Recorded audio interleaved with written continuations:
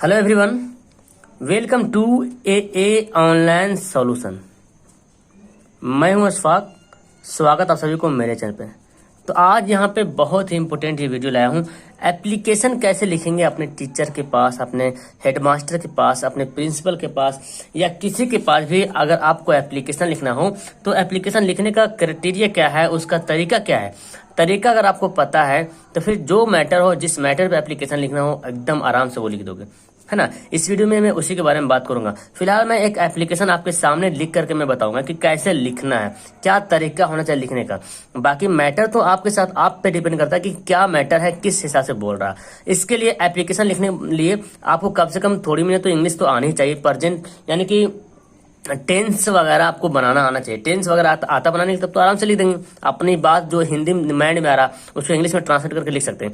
लेकिन अगर टेंस वगैरह नहीं आता है तो फिर लिखना मुश्किल होगा इसके लिए, ठीक है। तो कम से कम टेंस आना जरूरी है। तो मेरे ख्याल से आप लोग 10 में पढ़ रहे तो टेंस वगैरह तो क्लियर होगा ही होगा, है ना। चलो तो देखो, सबसे पहले करना क्या है। सवाल यहाँ पे बोला गया क्या है कि एक एप्लीकेशन लिखिए जो हेडमास्टर के पास लिखना है, ग्रांट करना है, अनुमति करवाना उससे कि जो आपका कुछ इलनेस हो गया था, बीमारी से आप बीमार हो गए थे, तो उसी की छुट्टी के लिए, है ना, लीव एन एप्लीकेशन क्या बोला, of leave during your illness, अपनी बीमारी के लिए जो दौरान जो छुट्टी लिए हैं उसके लिए एक एप्लीकेशन लिखना है। तो कुछ एप्लीकेशन ऐसा होता है जी कि जैसे कि हम पहले बीमार पड़ गए हैं तो जा करके गए स्कूल तो उस टाइम एप्लीकेशन दिए। और कुछ ऐसा होता है कि हमको पता है कि कल जाना, हमको मुंबई जाना है, तो आज ही हम एप्लीकेशन लिख के देंगे। तो उसमें सेंटेंस में बस दिक्कत है, सेंटेंस चेंज होगा। अगर पहले होया होता तो पास्ट में हमको बताना पड़ेगा ये सब, है ना। अगर जाना होगा बाद में तो फ्यूचर में हमको देना पड़ेगा कि यहाँ जाएंगे, वहां जाएंगे, ऐसे करना, वैसे करना, ठीक है।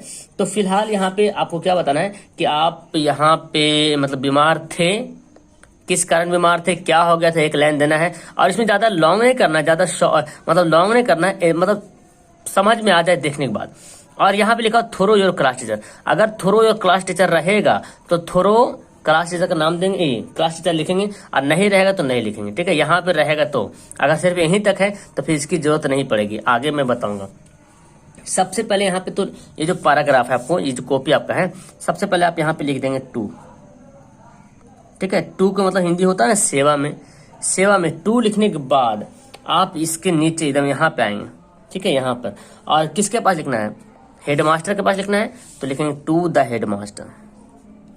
द हेडमास्टर, नाम नहीं लिखना है, ठीक है।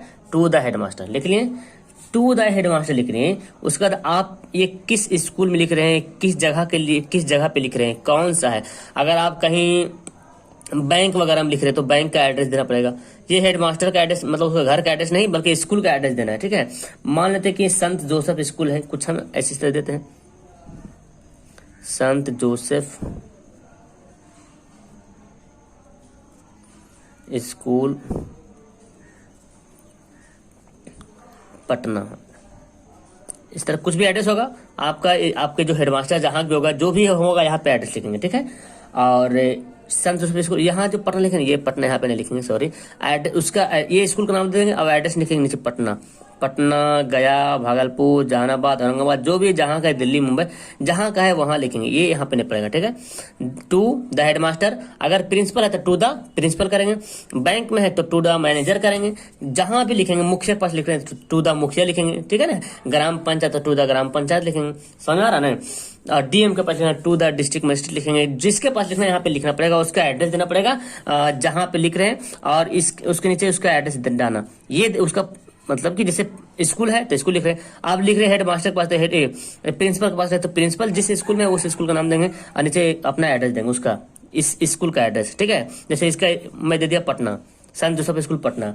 उसके बाद क्या करना है, थोरो है ना दिया हुआ, थोरो, तो थोरो को भी आपको ऐड करना पड़ेगा, ठीक है। थोरो को, तो थोरो इसके सामने, जस्ट इसी के सामने, ये टू के सामने नहीं, देखो ये मेरा लाइनिंग सीधा जाएगा हमें, थोरो, THROUGH, थोरो लिख दिए। अब किसके द्वारा बोला गया, हेडमास्टर क्लास टीचर के द्वारा, थ्रो द क्लास टीचर। अगर थोरो रहेगा तो ठीक है, और नहीं रहेगा तो नहीं देना, ठीक है। अगर थोरो यहाँ पे रहेगा तो यहाँ पे थोरो लिखना पड़ेगा, और थोरो यहाँ पे नहीं लिखा रहेगा क्वेश्चन में तो थोरो यहाँ पे नहीं लिखना है, ठीक है। उसके बाद आपको यहाँ पे देना सब्जेक्ट, किस लिए लिख रहे हैं? तो यहाँ पे बोला जा रहा है क्या, to grant of a leave during your illness, आप अपने बीमारी के दौरान जो है, जब आप बीमार पड़ गए थे उस दौरान आप छुट्टी लिए थे, इसीलिए मतलब नहीं आए थे, लीव हो गए थे, छुट्टी में थे, इसलिए उसके लिए लिखना है। तो एब्सेंट हो गए थे, तो आप यहाँ पे लिख सकते हैं फॉर बीइंग एब्सेंट, है ना, यहाँ पे लिख देंगे इसके सामने, थ्रो के सामने, फॉर बीइंग लीव भी लिख सकते हैं, छुट्टी रहने के संबंध में, या एब्सेंट भी यहाँ पे डाल सकते हैं। जो सब्जेक्ट रहेगा वो यहाँ पे डालेंगे, ठीक है। अगर आपको यहाँ पे एप्लीकेशन लिखना है कि जैसे कि हेडमास्टर के पास एप्लीकेशन लिखना है कि मेरा फी माफ करने के लिए, तो फॉर गिविंग माई फी ऐसे लिख सकते हैं, फॉर गिविंग माई फी, मेरा फीस माफ करने के लिए संबंध में, इस तरह होता है ना। उसके बाद यहाँ पर लिखेंगे सब्जेक्ट के सामने लिखेंगे सर, सर का मतलब होता है महाशय, जो लिखते हैं ना महाशय हिंदी में। अब यहाँ से इसके नीचे से शुरू करना, देखो कंडीशन देखना कैसे लिखा रहा है, ये टू के सामने जा रहा है, इसके सामने यहाँ पे, इसके नीचे लिखेंगे। अब यहाँ पे अच्छा से इसको रिस्पेक्ट करना है, टीचर को रिस्पेक्ट से बोलना है। कैसे बोलते हैं, श्रीमान सविनय निवेदन है कि, तो यहाँ पे हम हिंदी में तो लिखते हैं, तो यहाँ पे लिखते हैं मोस्ट रिस्पेक्टफुल्ली,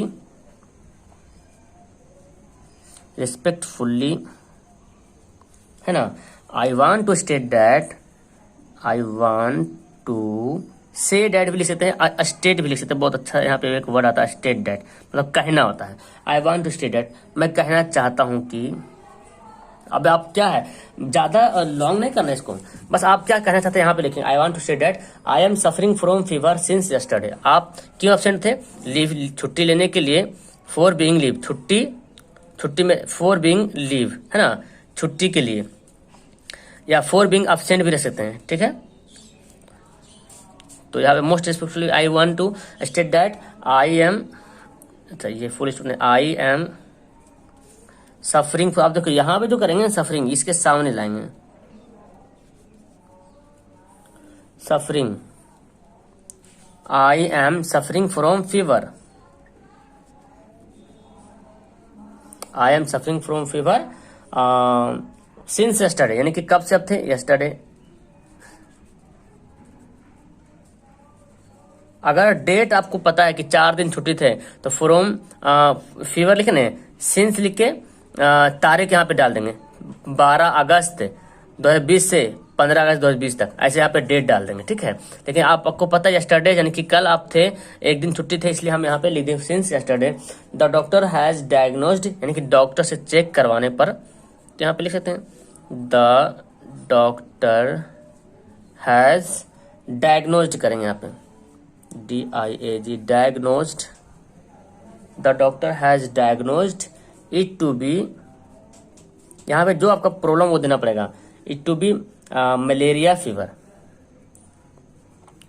मलेरिया फीवर कर देंगे, है मलेरिया फीवर, मतलब डॉक्टर से चेक कराने के बाद मुझे मलेरिया, चेक कराने पर डॉक्टर ने बताया, जब चेक किया तो बताया कि मुझे मलेरिया फीवर है। हो गया हमें, जो भी प्रॉब्लम रहे 2 से 3 लाइन प्रॉब्लम देना है, ज्यादा लॉन्ग नहीं करना, 2 से 3 लाइन प्रॉब्लम देना है। अगर आप कहीं जाना चाहते हैं, जैसे मान लें कि फॉर बीइंग लीव, छुट्टी लेने के संबंध में, और यहाँ पे आप एब्सेंट भी लिख सकते हैं, ठीक है। तो आप कहीं जाना चाहते हैं तो आप लिखेंगे यहाँ पे कि most fully I want to state that, यहाँ तक तो सेम लाइन जाएगा, यहाँ तक सेम लाइन जाएगा, ठीक है। आई एम, अब आपको कहीं जाना है तो आई एम गोइंग टू, ऐसा डाल देंगे, I am going to Patna for my brother's marriage, है ना, मेरे भाई की शादी के लिए मैं पटना जा रहा हूँ, ठीक है। फॉर 4 डेज या 5 डेज 6 डेज, जितना दिन के लिए वहां पे लिख देंगे, for 5 days 6 days, so I will not present in my class, ऐसे डाल देंगे, ऐसे यहाँ पे लिख देना पड़ेगा, ठीक है। लेकिन यहाँ पे तो थे, यहाँ पे थे एब्सेंट थे, फीवर था, इसलिए आप यहाँ पे प्रेजेंट नहीं थे, एब्सेंट थे। हो गया। यहाँ पे आप 1-2 लाइन और भी दे सकते हैं, I want to respectfully I want to state that I am suffering from fever since yesterday the doctor has diagnosed it to be malaria fever so I was not present in my class, ऐसे बोल देंगे। यहाँ पे ये भी लिख सकते हैं, नहीं भी लिखेंगे चलेगा, बुखार लग गया था तो फीवर एब्सेंट था, ठीक है।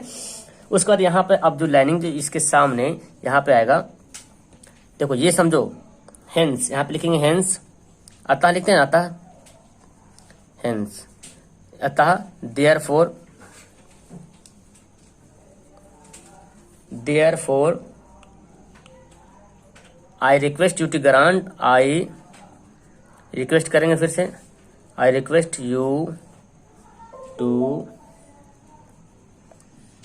ग्रांट मी लीव फॉर, देखिए इसके सामने देंगे, लीव फॉर जितना दिन एब्सेंट थे 7 डेज 7 डेज दे देंगे, 5 डे 5 डेज दे देंगे, है ना। यहाँ पे लिख देंगे ग्रांट लीव फॉर 7 डेज, हो गया। और कहाँ से कहाँ तक थे, जो डेट का यहाँ पे नाम दे देंगे, फ्रॉम यहाँ पे लिख देंगे 12 अगस्त 2020 से 12/7/19 हो जाएगा, 19 अगस्त, मतलब ये 18 को वीडियो जा रहा है, लेकिन हमें यहाँ पे डेट लिख दो, ठीक है, 7 दिन तक है, ठीक है। यहाँ तक हो गया। फिर उसके बाद अब इसको करना है रिस्पेक्ट आई शैल बी, मैं आपका सदा आभारी रहूंगा बोलते हैं ना, आई शैल बी हाईली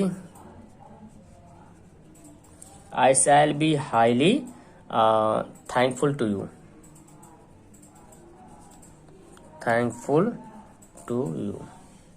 समझे। I shall be highly thankful, मैं आपका सदा आभारी रहूंगा, या I shall be obliged to you भी लिख सकते हैं यहाँ पे, ऑब्लाइज्ड टू यू, यहाँ पे जो है ना, यहाँ पे डाल सकते हैं obliged, obliged, I shall be obliged to you, यहाँ पे भी ये भी लिख सकते हैं, हो गया। यहाँ पे लिखने के बाद आप यहाँ पे क्या लिखेंगे, नीचे लिख देंगे योर ट्रूली, है ना, आपका विश्वसनीय छात्र, नीचे लिखेंगे योर ट्रूली TRULY, ठीक है। आप अपना नाम दे देंगे, मान लो कि हम नाम देते आलोक शर्मा, कुछ नाम दे दिया मैंने, है ना। और क्लास यहाँ पे दे देंगे, क्लास 10th में थे, रोल नंबर यहाँ पे बता देंगे, रोल नंबर 25 है, 0 जो भी है, इतना दे दीजिए, ठीक है।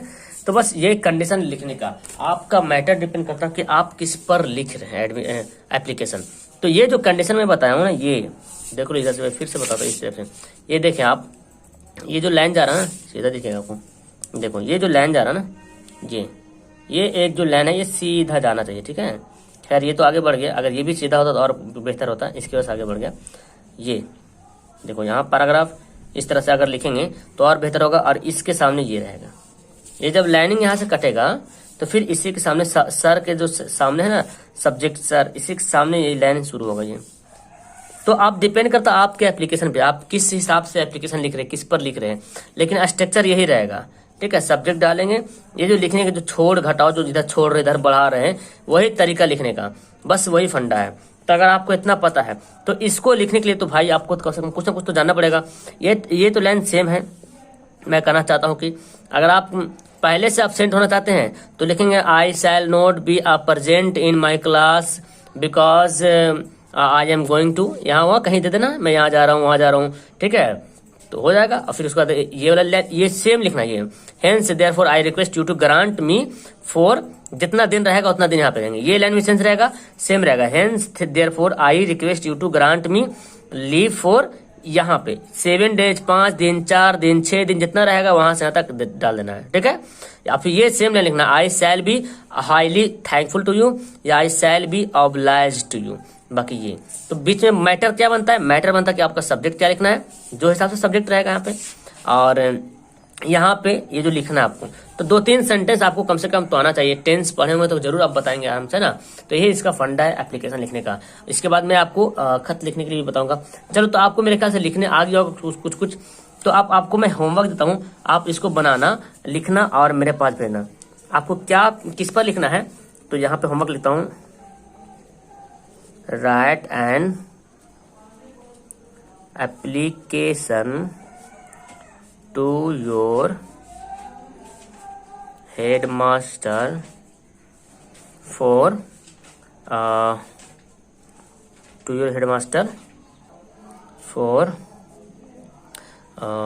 giving your fee,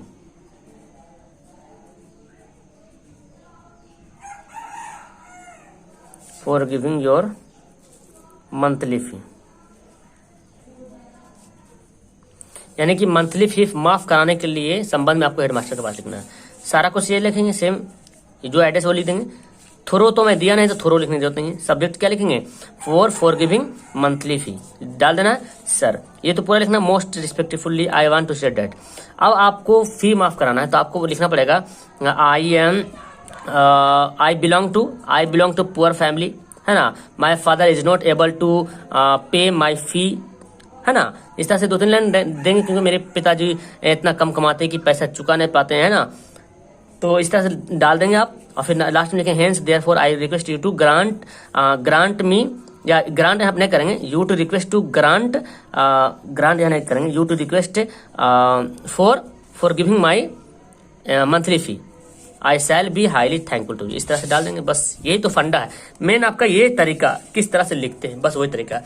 ठीक है, उम्मीद करूंगा कि आपको समझ में आ गया होगा। मिलता हूँ नेक्स्ट वीडियो में। That's all, thank you everyone.